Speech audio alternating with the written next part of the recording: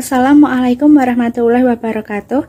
Perkenalkan, kami dari kelompok 8 yang beranggotakan saya sendiri, Agnalia April Nasari, dengan NIM 215221267. Perkenalkan, nama saya Fathia Zariani Fitri, NIM 215221249. Perkenalkan, saya Rifarmawati, NIM 215221268. Perkenalkan, nama saya Irma Duyanti, NIM 215221272. Di sini kami akan mempresentasikan hasil dari diskusi kami yang berjudul komunikasi formal. Yang pertama akan disampaikan oleh rekan saya, Fathia. Komunikasi formal adalah proses komunikasi yang memanfaatkan saluran-saluran formal dalam organisasi. Jenis komunikasi ini digunakan secara eksklusif di tempat kerja dan karyawan terikat untuk mengikutinya saat melakukan tugas mereka. Saluran formal disebut pula saluran birokrasi. Komunikasi formal disebut juga sebagai komunikasi resmi. Jika dalam suatu organisasi, masing-masing pegawai yang terlibat dalam komunikasi berperan sesuai jabatan dan kewenangannya. Baik, di sini saya akan melanjutkan presentasi dari teman saya. Yang kedua, yakni jenis komunikasi formal. Pertama, atas atau bawah, di mana komunikasi ini beraliran informasi beralih dari bawahan ke otoritas yang lebih tinggi. Yang kedua, bawah atau top down, di mana komunikasi ini arus informasinya beralih dari atasan ke bawahan. Jika atas atau bawah tadi komunikasinya dari bawahan ke atasan, maka bawah atau top down ini sebaliknya. Dan yang ketiga, horizontal atau lateral, di mana komunikasi ini terjadi antara dua karyawan dari berbagai departemen yang bekerja pada level yang sama. Maksudnya di sini adalah sesama pekerja yang posisinya sama rata. Dan yang terakhir ialah melintang atau diagonal, di mana maksudnya yakni komunikasi ini terjadi antara karyawan dari dua departemen yang berbeda bekerja di tingkat yang berbeda. Jika yang horizontal tadi pada level yang sama, pada posisi yang sama, maka yang melintang atau diagonal ini tingkatannya berbeda. Mungkin yang satu sedikit lebih tinggi atau sebaliknya. Selanjutnya, presentasinya akan dilanjutkan oleh rekan saya.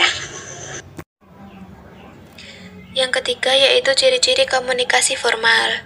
Ciri-cirinya yang pertama yaitu tata bahasa harus benar dan menggunakan kata baku. Yang kedua, bahasa gaul dan bahasa sehari-hari tidak boleh digunakan. Yang ketiga, pola kalimatnya terkesan kaku dan rumit namun sopan. Yang keempat, komunikasi formal biasanya digunakan pada acara-acara resmi. Yang kelima yaitu penggunaan kata aku bisa diganti dengan kata saya dan kata kamu diganti dengan kata Anda. Hal ini agar terkesan lebih sopan. Yang keempat yaitu penggunaan komunikasi formal.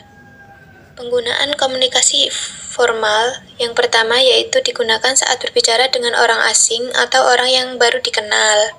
Yang kedua yaitu saat berbicara dengan orang yang lebih tua, orang yang lebih dihormati, misalnya murid berbicara kepada guru atau mahasiswa yang berbicara kepada dosen.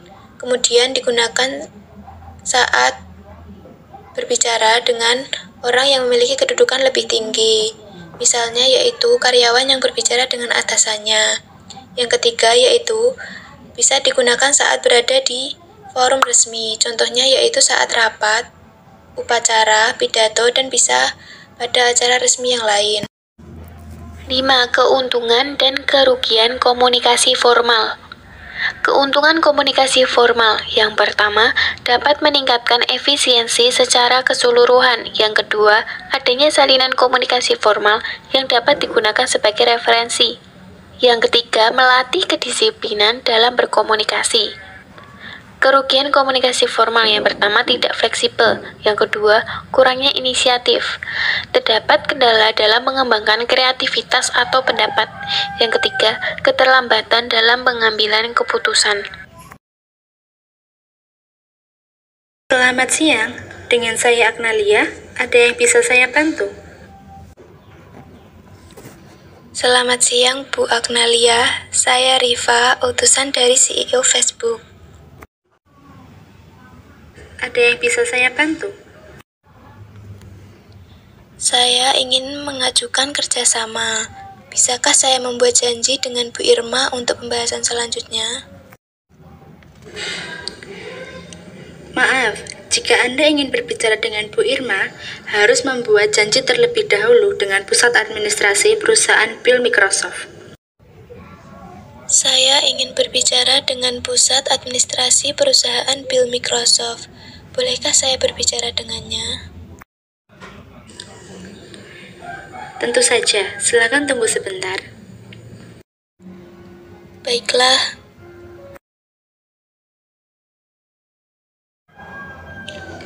Selamat pagi Bu Fathia. Mohon maaf mengganggu waktunya. Ada yang ingin berbicara dengan Bu Fathia? Baiklah, siapa yang ingin bertemu dengan saya?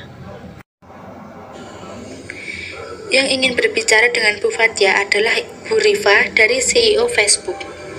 Baiklah, silahkan untuk masuk ke ruangan saya. Baik Bu. Maaf Bu Riva, silahkan masuk ke ruangan Bu Fathia. Baiklah Bu Agnalia, terima kasih. Sama-sama Bu Riva. Sebelumnya perkenalkan, saya Riva, utusan dari CEO Facebook, ingin mengajak kerjasama dengan Bu Irma. Apakah saya bisa bertemu dengan Bu Irma? Tentu saja, namun saya harus memeriksa jadwal Bu Irma terlebih dahulu dan harus mengkonfirmasinya. Silahkan tunggu sebentar, Bu. Baiklah. Saya sudah cek jadwal dan konfirmasi dengan Bu Irma. Anda bisa menemuinya pada hari Jumat 14 Maret pukul 12 siang di kantor Bill Microsoft. Baiklah, terima kasih Bu Fathia. Sama-sama Bu Riva.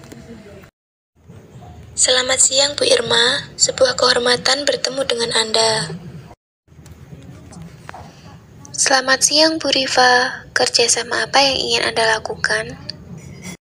Saya mempunyai keinginan untuk membuat aplikasi komunikasi internasional. Itu ide yang sangat bagus. Kita bisa membantu orang-orang berkomunikasi dengan baik meskipun berjauhan. Jadi kita akan memulainya dari mana? Saya sudah mempersiapkan semuanya dalam proposal ini. Anda bisa memahaminya terlebih dahulu. Jika Anda sudah setuju, kita bisa langsung memulainya bersama. Baiklah, akan saya pelajari lebih lanjut ke depannya. Baik Bu Irma, terima kasih atas waktu yang telah diluangkan untuk tawaran kerjasama dengan saya. Jika tidak ada hal yang dibicarakan lagi, saya ingin pamit pulang terlebih dahulu karena masih ada keperluan lainnya. Baiklah Bu, terima kasih atas waktu yang telah Anda luangkan. Sama-sama Bu, saya pamit pulang terlebih dahulu. Assalamualaikum warahmatullahi wabarakatuh. Waalaikumsalam warahmatullahi wabarakatuh.